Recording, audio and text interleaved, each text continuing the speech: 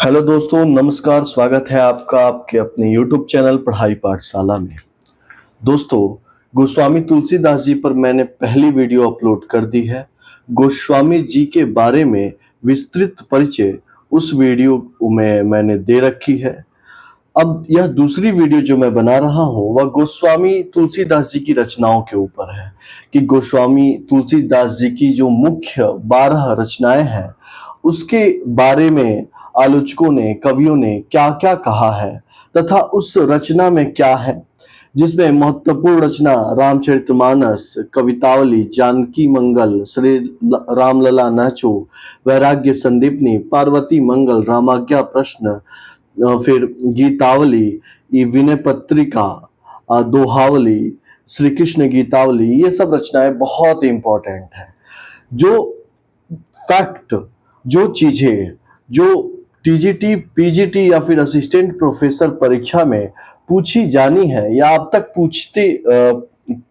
पूछा जा रहा है, उन सभी चीजों पर भी मैं बातचीत करते हुए चलूंगा। तो आइए आज का ये सेशन शुरुआत करते हैं कि गोस्वामी तुलसीदास जी की जो रचनाएं हैं उसके बारे में थोड़ी बहुत हम बातचीत करते हैं। ठीक है, तो हम सेशन को आगे बढ़ाते हैं। हमने गोस्वामी तुलसीदास जी के बारे में विस्तृत बातचीत कर ली थी। जिन साथियों ने गोस्वामी तुलसीदास जी के बारे में पहली वीडियो जो है नहीं देखा है, वह जाके प्लेलिस्ट से उसको देख सकते हैं। उसका लिंक मैं इसके डिस्क्रिप्शन में भी प्रेषित कर दूंगा। चलिए शुरू करते हैं। तुलसीदास की काव्यों की शैली। जो तुलसीदास जी हैं उनकी काव्यों की शैली क्या थी? तो देखिए, तुलसीदास जी ने 3 प्रकार के काव्य लिखे। पहला जो था, एक था प्रबंध काव्य, एक था प्रबंध काव्य शैली। ठीक है, प्रबंध काव्य शैली। इसमें जो दूसरी चीज थी, एक थी निबंध काव्य शैली, दूसरी चीज थी निबंध काव्य शैली, और तीसरी थी चीज मुक्तक मुक्तक काव्य शैली।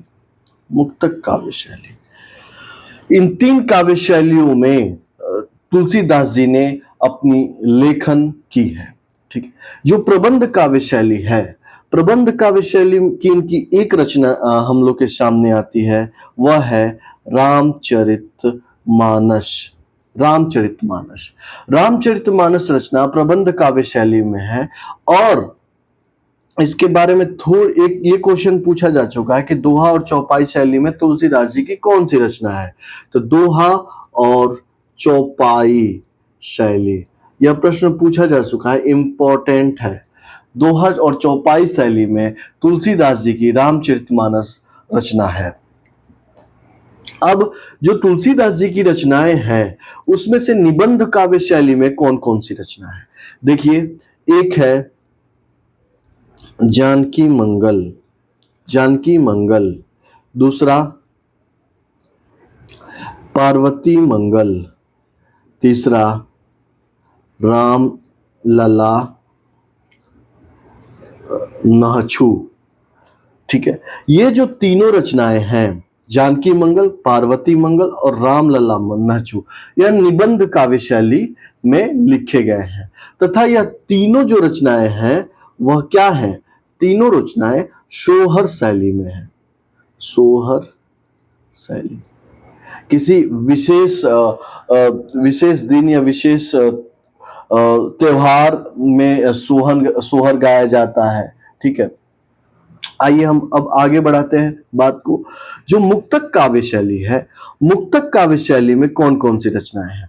एक है मुक्तक काव्य शैली में कवितावली,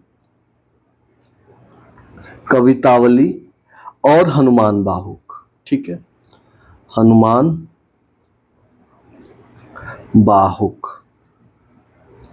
ठीक है, दूसरी रचना जो है इनकी दोहावली, दोहावली और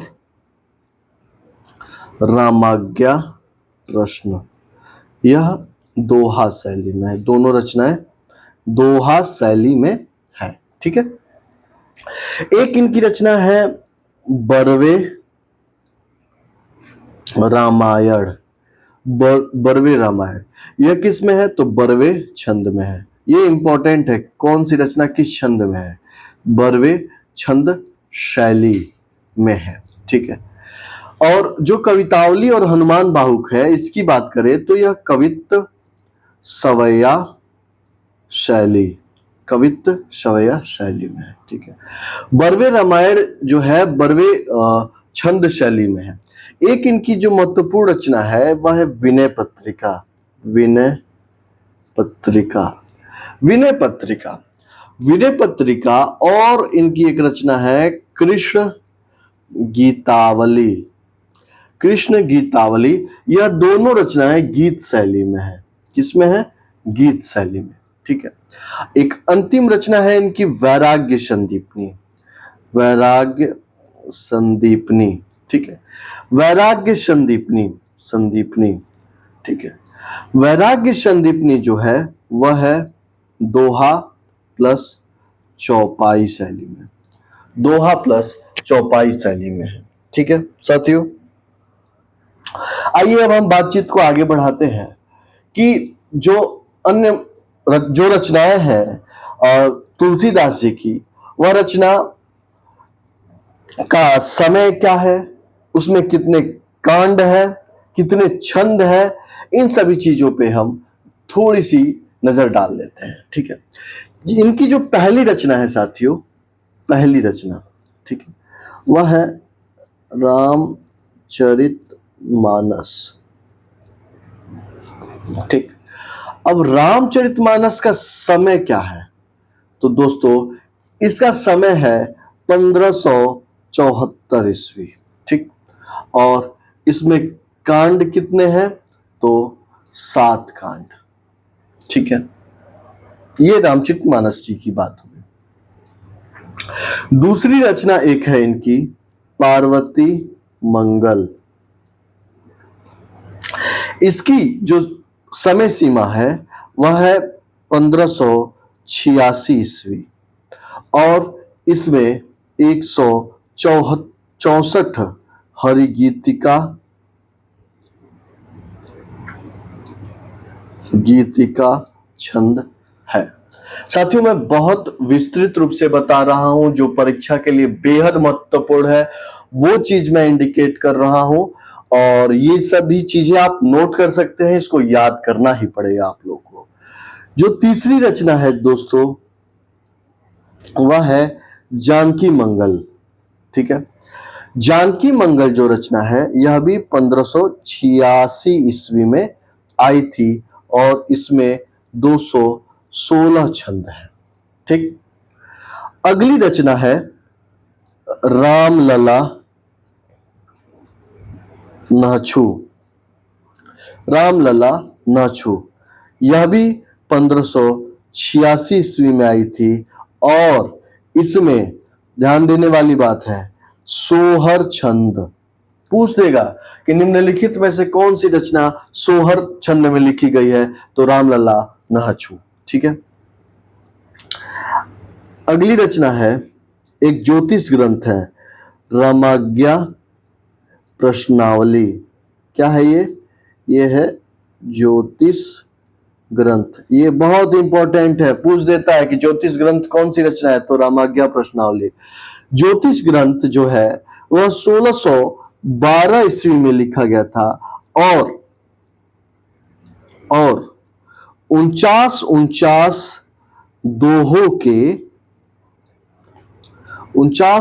दोहों के 7 सर्ग हैं इसमें।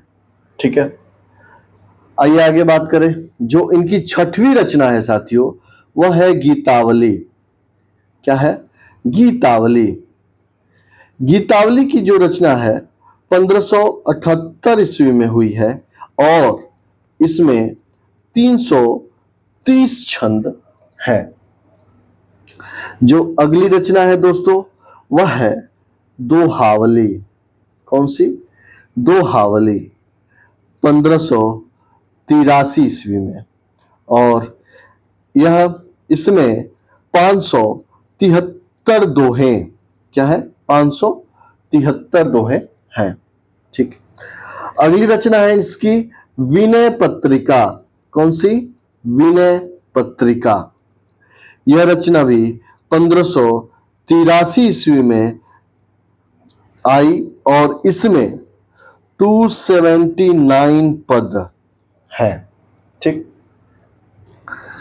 एक नवी रचना है कृष्ण गीतावली। ठीक है, यह भी रचना 1589 ईस्वी में आई और इसमें 61 पद हैं। अगली रचना है 10वां की कवितावली। क्या? कवितावली 1612 ईस्वी और 183 पद प्रमाणित। 183 पद प्रमाणित हैं। ठीक है, कहीं कहीं इसमें कहीं कहीं पर यह भी दे रखा है कि 325 छंद हैं।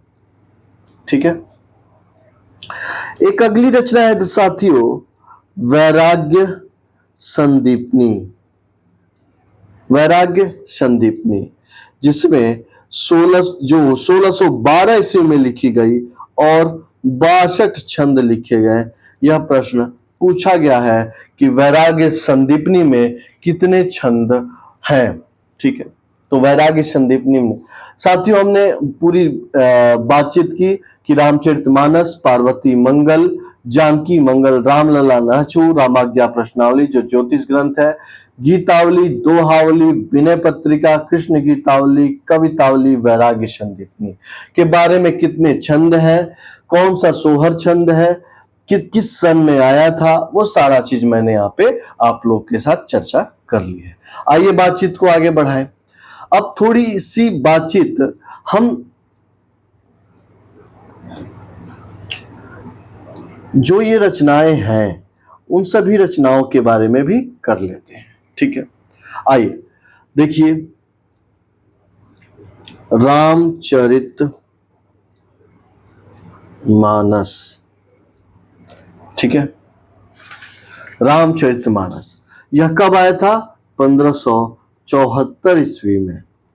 ठीक, क्योंकि रामचरितमानस तुलसीदास जी की प्रसिद्ध रचना है, उत्तर भारत को अध्यात्म में और उत्तर भारत में तुलसीदास जी को एक श्रेष्ठतम रचनाकार के रूप में रामचरितमानस ने ही यह पद हासिल कराया था। तो रामचरितमानस की रचना 1574 ईस्वी में होती है। आइए अन्य चीज देखें। और यह रचना मंगलवार के दिन प्रारंभ की जाती है मंगलवार के दिन, तथा रामचरितमानस को लिखने में 2 वर्ष 7 माह और 26 दिन 2 वर्ष 7 माह 26 दिन लगते हैं। रामचरितमानस को पूर्ण करने में 2 वर्ष 7 माह 26 दिन लगते हैं। ठीक है, रामचरितमानस पर जो सर्वाधिक प्रभाव जो रामचरितमानस पे सर्वाधिक प्रभाव था वह किसका था? तो वह था अध्यात्म रामायण। किसका था? अध्यात्म रामायण का पढ़ा था। ठीक है, तुलसीदास जी ने सर्वप्रथम रामचरितमानस की जो कथा थी अपने गुरु नरहरयानंद से सुकर क्षेत्र में सुनी थी। जो कथा थी उन्होंने सुनी थी। ठीक है, अब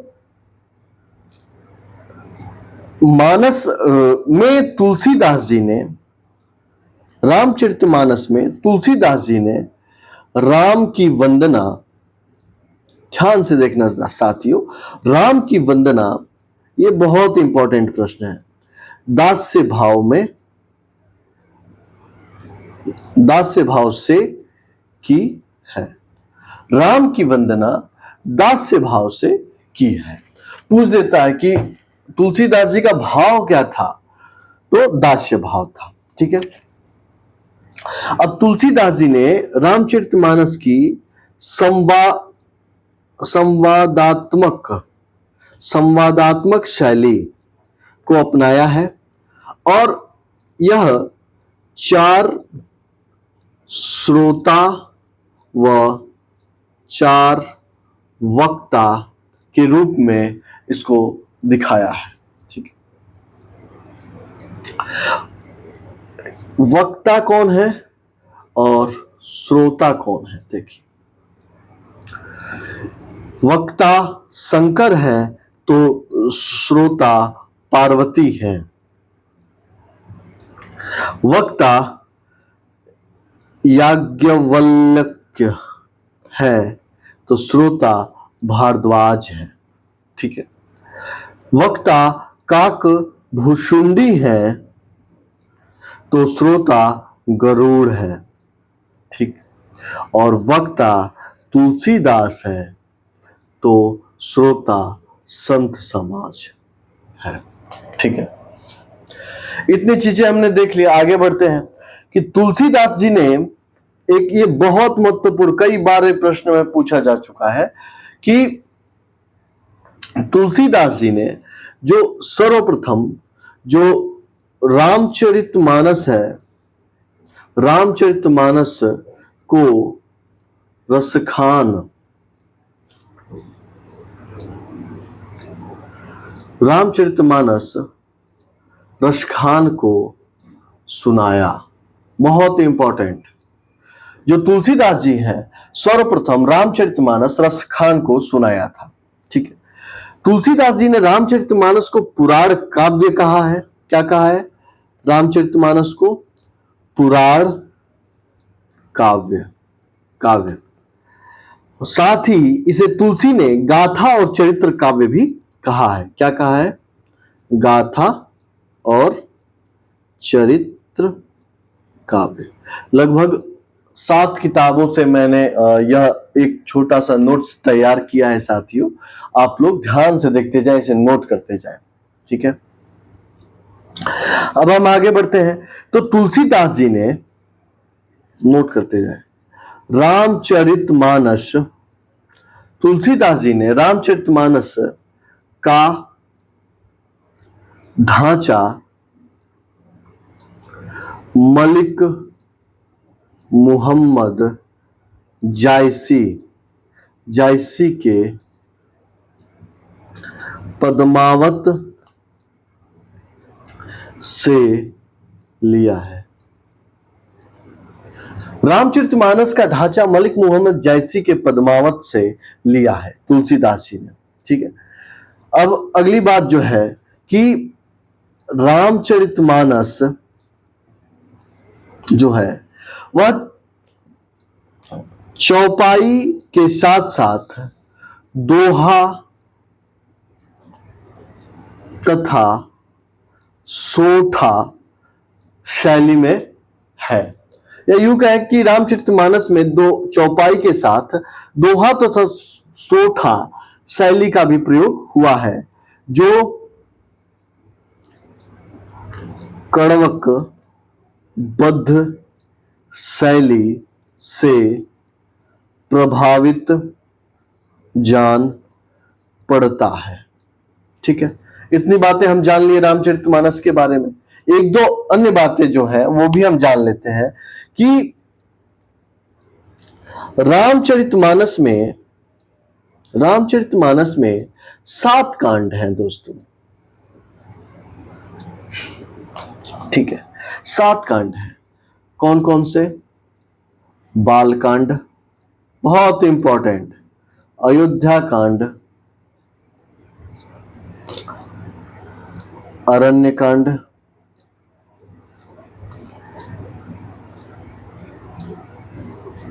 किष्किंधा कांड, सुंदर कांड, और छठा है लंका कांड, अंतिम 7वां है उत्तर कांड।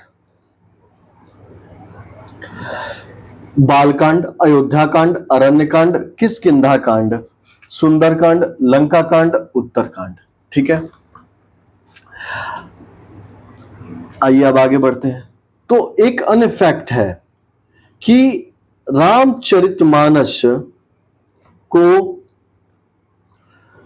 उत्तर भारत का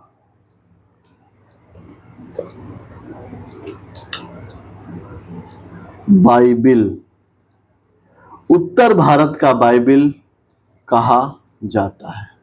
तो रामचरितमानस को उत्तर भारत का बाइबिल कहा जाता है। ये सब चीजें आप नोट करते चले। तथा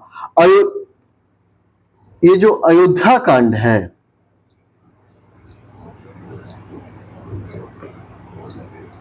अयोध्या कांड को रामचरित मानस का हृदय स्थल कहा जाता है।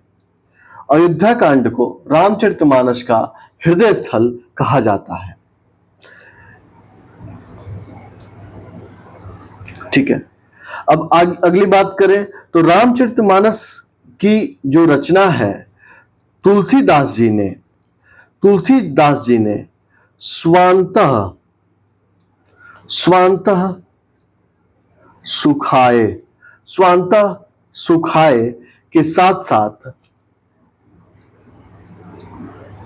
साथ साथ लोकहित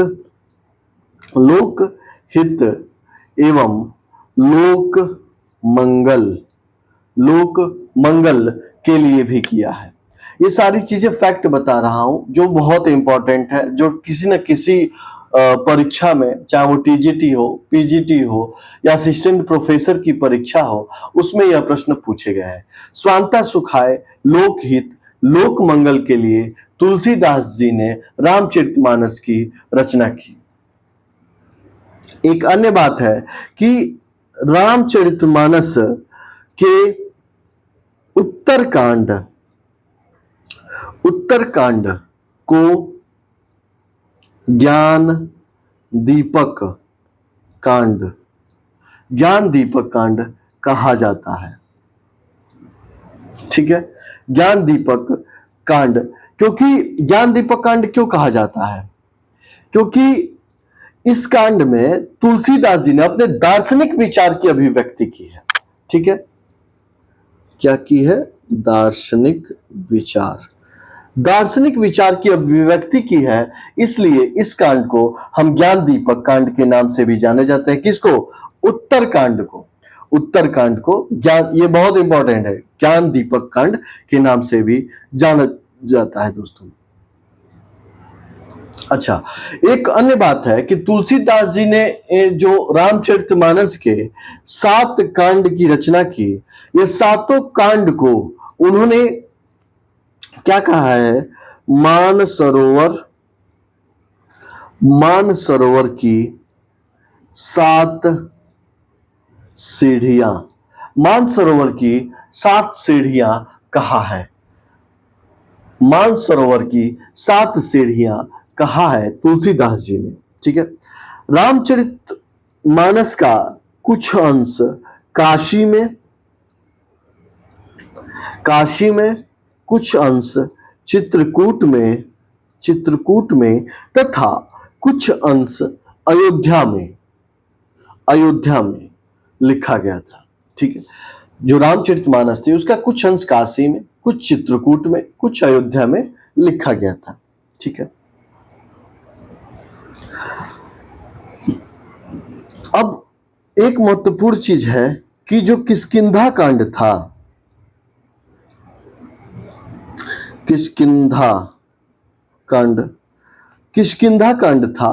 वह काशी में लिखा गया था, और जो अयोध्या कांड था वह अयोध्या में, ठीक है, अयोध्या में लिखा गया है। अब एक प्रश्न यह भी आता है कि रस कौन सा है? रामचरितमानस का प्रधान रस कौन सा है? तो साथियों, रामचरितमानस का प्रधान रस शांत रस है। ठीक है, शांत रस है।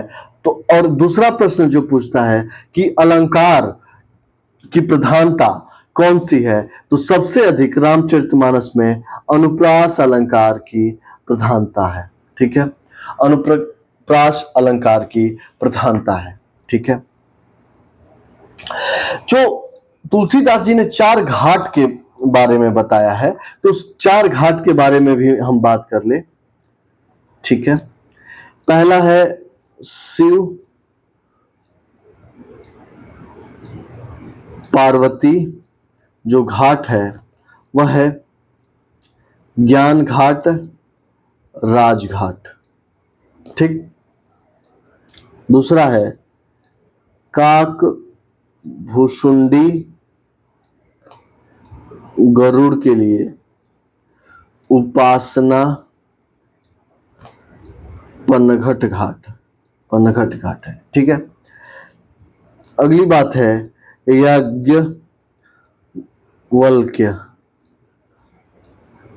भारद्वाज के लिए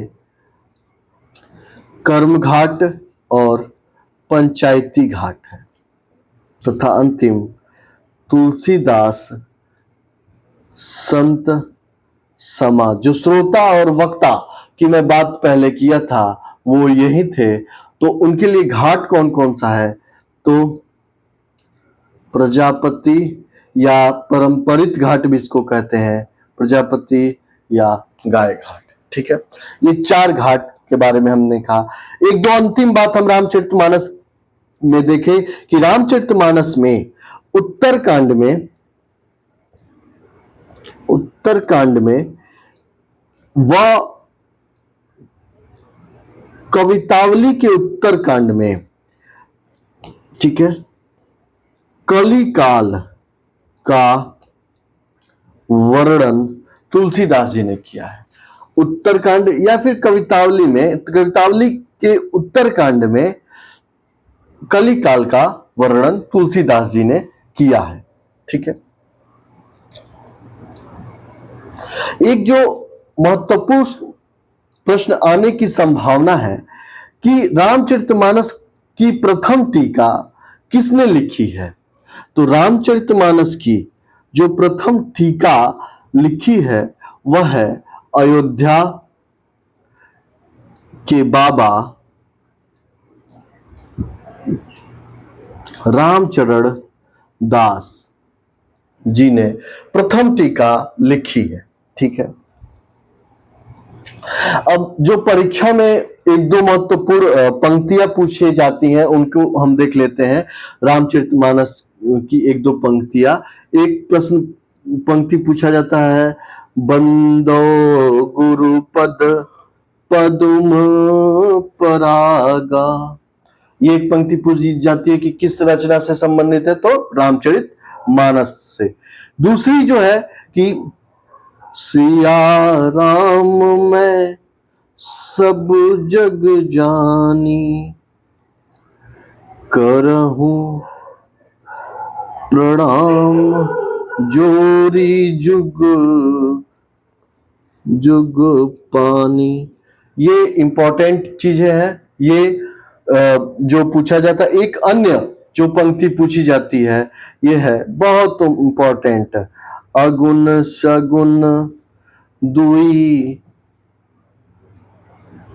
ब्रह्म स्वरूपा। आगे है अकथ अगाध अनादि अनूपा। ठीक है, तो इस तरीके से हमने विस्तृत बात की। दोस्तों थोड़ा टाइम जरूर लग रहा है, लेकिन रामचरितमानस पे जितनी बातें हम लोगों ने की वह सभी परीक्षा की दृष्टि से बहुत इंपॉर्टेंट है। आइए दूसरी रचना पर चले हम, विनय पत्रिका। विनय पत्रिका यह एक गीति काव्य है दोस्तों, यह एक गीति काव्य है। ठीक है, गीति काव्य है जिसमें 279 पद हैं। ठीक है, अब विनय पत्रिका का जो मूल नाम है, क्या है मूल नाम? विनय पत्रिका का जो मूल नाम है राम गीतावली। राम गीतावली या विनयावली। विनयावली, ठीक है। यह एक गीति काव्य है जिसमें गीति शैली में राग रागनियों का प्रयोग हुआ है, ठीक है। यह एक गीति काव्य है जिसमें गीति शैली में राग रागन। इस रचना में जो तुलसीदास जी हैं स्वयं के जीवन के बारे में भी लिखते हैं। स्वयं के जीवन, कई आलोचकों ने कहा है कि राम के बारे में अगर जानना हो तो आप रामचरितमानस को पढ़ें, तथा तुलसी जी के बारे में अगर आपको जानना है तो विनय पत्रिका को आप पढ़ सकते हैं, ठीक है। अब इस ग्रंथ की रचना जो है तुलसीदास ने राम के दरबार में भेजने के लिए की थी, जिसका उद्देश्य कलिकाल से मुक्ति। प्रश्न पूछ देता है किस रचना का उद्देश्य कलिकाल से मुक्ति प्राप्त करना है, तो विनय पत्रिका का उद्देश्य कलिकाल से मुक्ति प्राप्त करना है, ठीक है। अब विनय पत्रिका में 21 रागों का प्रयोग हुआ है। इस ग्रंथ का भी प्रधान रस शांत रस है। किसका? विनय पत्रिका का भी प्रधान रस शांत रस है, तथा यह जो विनय पत्रिका है इसकी भाषा अगर पूछ देगा तो इसकी भाषा ब्रज भाषा है। इस ग्रंथ में 279 पद हैं, तथा यह कहां लिखा गया था, तो यह काशी में लिखा गया है। और रामचंद्र शुक्ल के जी के अनुसार भक्ति रस का पूर्ण परिपाक जैसा विनय पत्रिका में देखा जाता है, वैसा मैंने भक्ति रस जो विनय पत्रिका में देखी जाती है वैसा अन्य कहीं नहीं देखा जाता है। एक दो साथियों जो इसकी महत्वपूर्ण पंक्तियां हैं जो परीक्षा में पूछी जाती हैं वो हम देख लेते हैं। एक है केशव कही न जाए का कहिए। केशव कहीं न जाए का कहिए। इसकी अगली पंक्ति है शून्य भीति पर चित्र रंग नहीं, तनु बिनु लिखा चितेरे। तो ये केशव दास की पंक्ति नहीं है बल्कि तुलसीदास की पंक्ति है। और तुलसीदास की किस रचना की ये पंक्ति है, तो विनय पत्रिका की पंक्ति है। दूसरा जो एक कथन है, पंक्ति है कि जाकी प्रिय न राम वैदेही, ठीक है। जाकी प्रिय न राम वैदेही, तजियो ताहि कोटि बैरी सम जदपि परम सनेही। यह पूछ देता है जो केवल और केवल परीक्षा में पूछे जाते हैं, मैं वही बता रहा हूं दोस्तों। एक रचना जो सबको याद होगी, श्री रामचंद्र कृपाल भजु मन, हरण भव भय दारुणम नव कंज। ये किसकी रचना है, तो विनय पत्रिका की रचना है जो तुलसीदास जी ने लिखी। और एक अन्य महत्वपूर्ण है, ये सब नोट कर लेना, अब लो नसानी ता अब न सही हो, ठीक है। ये सब इंपॉर्टेंट रचना है विनय पत्रिका के बारे में। आइए हम अगली रचना के बारे में बात करें थोड़ा सी, गीतावली। अगली रचना है गीतावली। जो गीतावली की रचना है वह 1578 ईस्वी में तुलसीदास जी ने की है, तथा इसमें अगर पद पूछ देगा तो 328 पद, 328 पद है जो 7 कांड में विभक्त है। जो मैंने बता दिया है पिछले वीडियो में कि 7 कांड कौन कौन सी रचनाओं की विशेषता है, वह पिछले वीडियो में आप देख सकते हैं। तो 328 पद है जो गीतावली में, और इसमें 7 कांड है। यह भी रचना जो है दोस्तों, थोड़ा सा साफ लिखें, यह भी रचना गीति शैली में, ठीक है, गीति शैली या गीत काव्य में लिखा गया है। और इसका प्रधान रस जो है वह है श्रृंगार रस। देखिए कई सारे विद्यार्थी ऐसे श्रृंगार लिखते हैं और कई सारे ऐसे श्रृंगार लिखते हैं, तो ये वाला सही है, ये गलत है, ठीक है।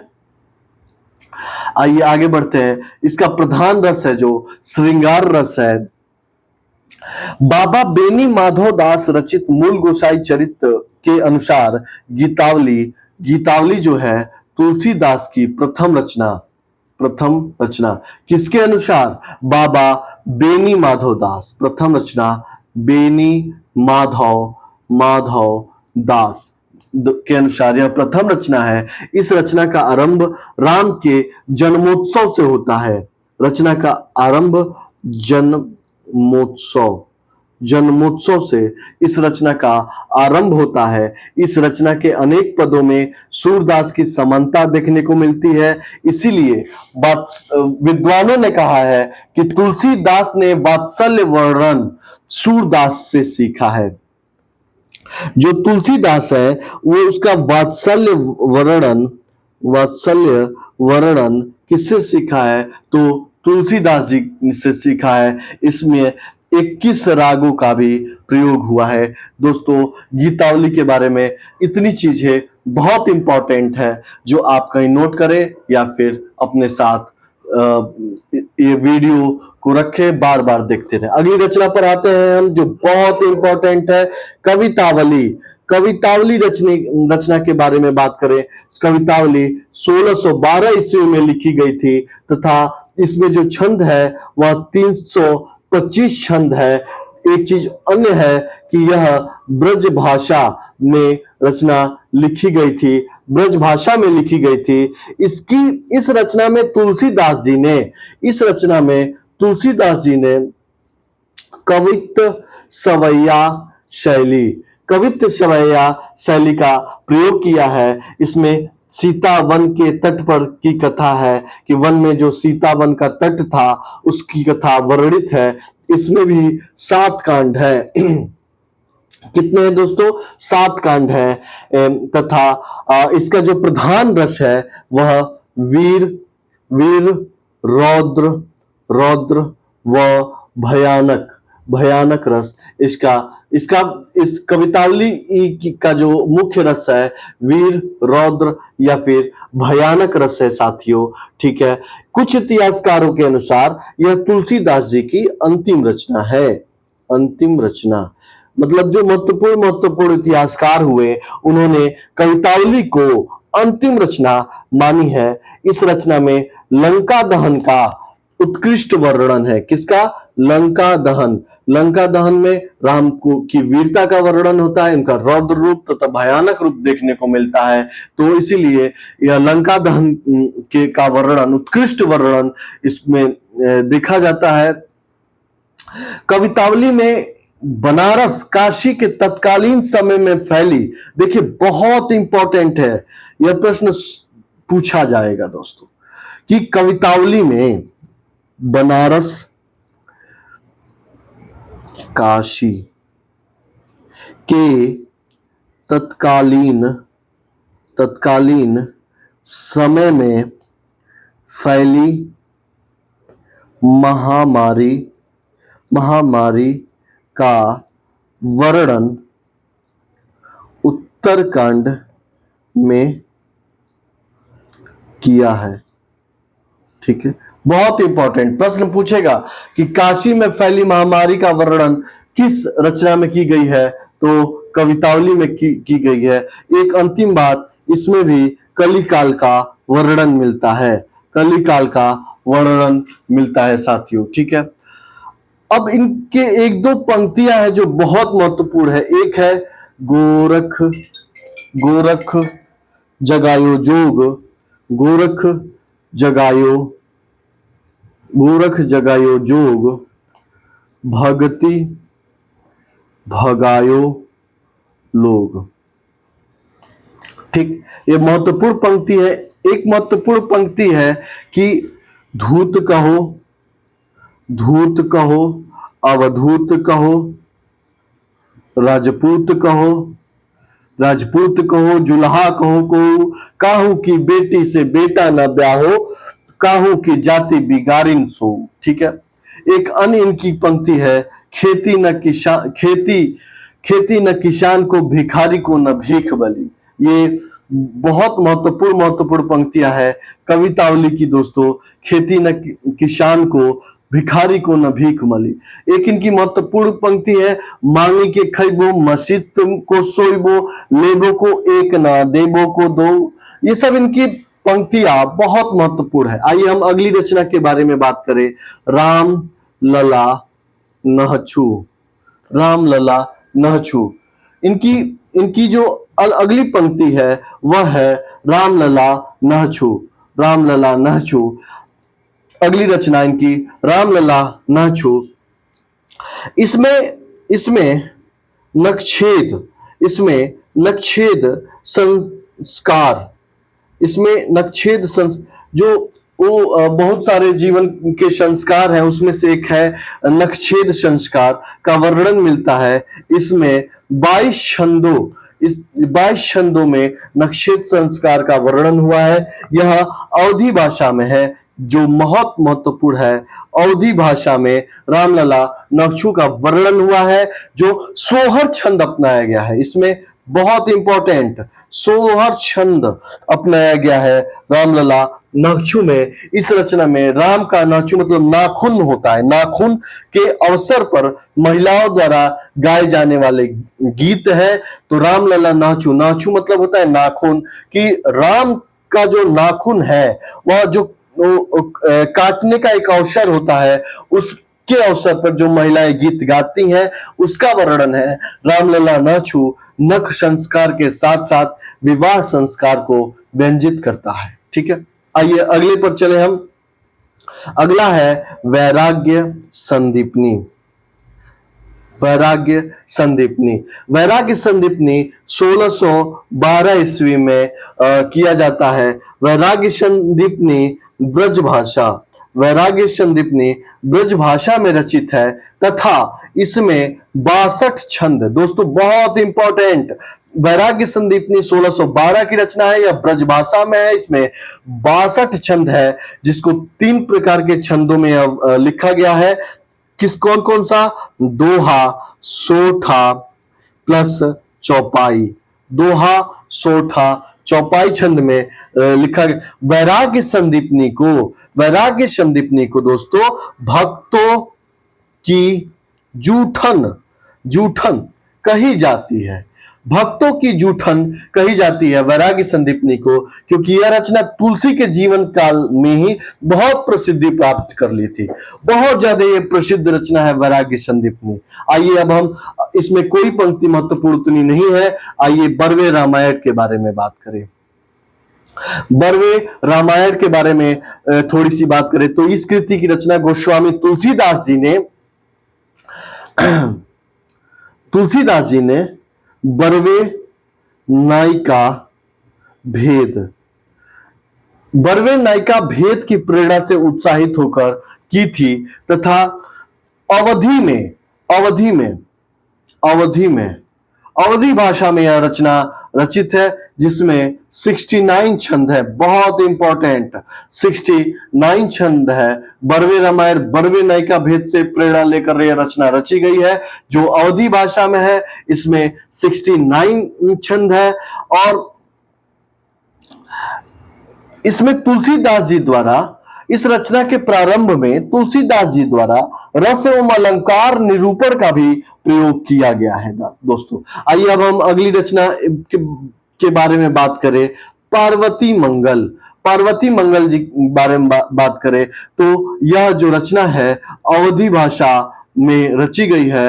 अवधी भाषा में रचित इस ग्रंथ में कथानक का विकास कालिदास कृत महाकाव्य कुमार संभवम पर आधारित है।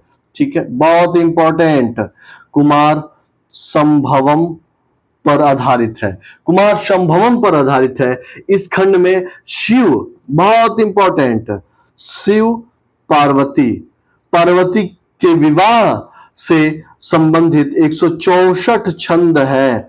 शिव पार्वती के विवाह संबंधित 164 छंद है। हालांकि इसमें कुल 164 छंद में से 148 छंद अरुण या मंगल छंद, 148 जो छंद है अरुण या मंगल छंद तथा 16 जो छंद है हरिगीतिका छंद है। हरिगीत का छंद है दोस्तों। आइए अगले रचना के बारे में बात करें हम, जानकी मंगल। अगली जो रचना है जानकी मंगल है, अवधी भाषा में यह भी रचना अवधी भाषा में रची गई थी, अवधी भाषा में रची गई है। इस खंड में राम सीता के विवाह विवाह संबंधित 216 छंद निरूपित है। इस जानकी मंगल में 216 छंद है और किसका विवाह, तो राम सीता के विवाह का वर्णन इस छंद में मिलता है। ठीक है,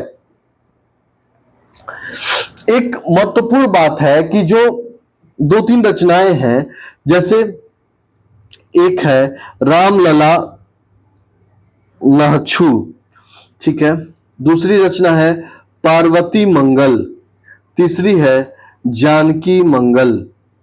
इन तीनों ग्रंथ की रचना तुलसीदास ने अपनी मिथिला यात्रा के दौरान लिखी थी और यह तीनों सोहर शैली में है, सोहर शैली में है। अगली रचना पर आइए, अब थोड़ा सा समय की अपनी सीमा है। अगली रचना के बारे में बात करें तो अगली रचना है रामाज्ञा प्रश्नावली।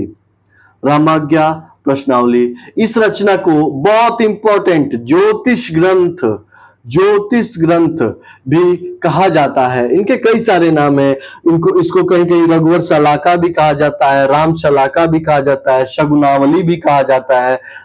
इस रचना को गोस्वामी तुलसीदास जी ने काशी के अपने मित्र गंगाराम ज्योतिषी के कहने पे किया था। किसके कहने पे? गंगाराम ज्योतिषी। यह कौन थे? तुलसीदास जी के मित्र थे। यह रामचरितमानस के पहले की रचना है। रामाज्ञा प्रश्नावली रामचरितमानस से भी पहले की रचना है। इसमें 7 सर्ग है कि रामाज्ञा प्रश्नावली में 7 सर्ग हैं तथा 343 छंद इसमें है। ठीक है साथियों, आइए अब हम अगली बात पे चले। अगली जो रचना है दोहावली। कौन सी है? दोहावली। ठीक है, दोहावली। अब दोहावली जो रचना है यह जीवनी साहित्य किसकी? तुलसीदास की। किसकी? तुलसीदास की। तुलसीदास जी की यह जीवनी साहित्य है। ठीक है, नीति काव्यों की परंपरा में दोहावली का महत्वपूर्ण स्थान है। इसमें कुल लगभग 573 दोहे संकलित है, जिसमें 85 दोहे मानस के हैं, 185 दोहे मानस के हैं, 131 दोहे सतसई के हैं, 35 दोहे रामाज्ञा प्रश्नावली के तथा 2 दोहे वैराग्य संदीपनी के हैं साथियों। ठीक है, इस रचना में जातक के माध्यम से प्रेम की अनन्यता का भी चित्रण है। प्रेम का भी चित्रण है। ठीक है, आइए अगले पर चले हम। अगली रचना है कृष्ण गीतावली। कृष्ण गीतावली। कृष्ण गीतावली कब लिखी गई? 1589 ईस्वी में लिखी गई थी। यह भी रचना जो है ब्रज भाषा, इसकी भाषा क्या है? ब्रज भाषा है। इस रचना में सूरदास की भ्रमर गीत परंपरा का निर्वहन हुआ है। क्या हुआ है? बहुत इंपॉर्टेंट फैक्ट, सूरदास की भ्रमर गीत परंपरा का निर्वहन हुआ है। अतः नंददास की देखरेख हेतु तुलसीदास ने इस ग्रंथ की रचना की है।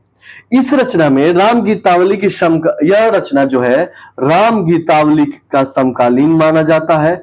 ठीक है, इसमें कुल 61 पद, कितने? 61 पद श्री कृष्ण गीतावली में हैं। तो दोस्तों हमने लगभग सभी जो महत्वपूर्ण रचनाएं हैं उसके बारे में हमने बातचीत की।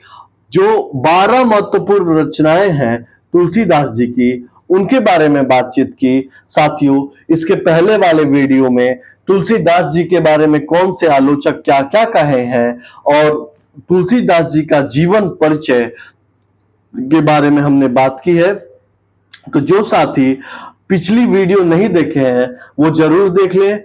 और ये इसमें तुलसीदास जी की रचनाओं के बारे में बात की गई है दोस्तों। वो उनकी रचनाओं की क्या महत्वपूर्ण विशेषताएं हैं उसके बारे में बात की गई है। आप सभी हमारे वीडियो को देखते रहे। कुछ चीजें न समझ में आती हो या फिर कुछ और सलाह हो तो कमेंट जरूर करें, हम उसको जरूर फॉलो करेंगे। आप सभी हमारे चैनल से जुड़े रहे, अपने साथियों को भी जोड़े। ये एक छोटा सा प्रयास है आप तक कि जो आपकी आने वाली परीक्षा है, चाहे वो टीजीटी हो, पीजीटी हो, असिस्टेंट प्रोफेसर हो, वो सभी परीक्षाएं आपकी क्लियर हो। इसी को ध्यान में रखते हुए ये सारी वीडियो तैयार की जा रही है। आप सभी हमसे जुड़े रहे, पढ़ाई पाठशाला के यूट्यूब चैनल से जुड़े रहे तथा आप इसके टेलीग्राम चैनल से भी जुड़े रहे और मुझसे जुड़े रहे। साथियों, इसी के साथ आज का ये लेक्चर यहीं समाप्त करता हूं। धन्यवाद, नमस्कार।